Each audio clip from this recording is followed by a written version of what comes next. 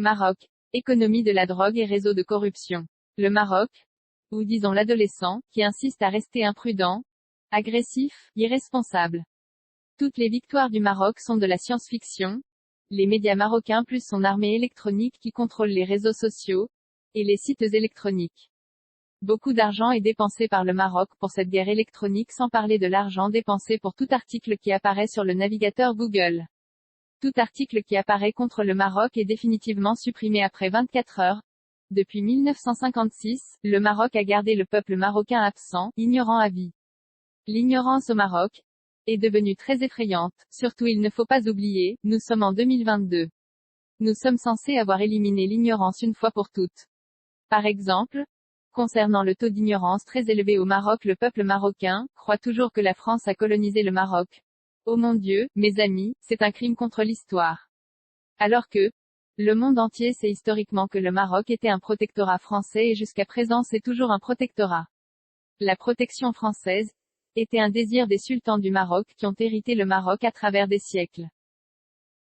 Le sultan marocain avait peur de perdre le Maroc. Bien sûr peur de perdre le peuple marocain comme esclave, c'est pourquoi il a demandé la protection de la France. Par contre, Sahara occidental. Un autre peuple était à 100% différent du peuple marocain, c'est le peuple sahraoui qui se battait farouchement les Espagnols, qui les occupaient et exploitaient ses richesses.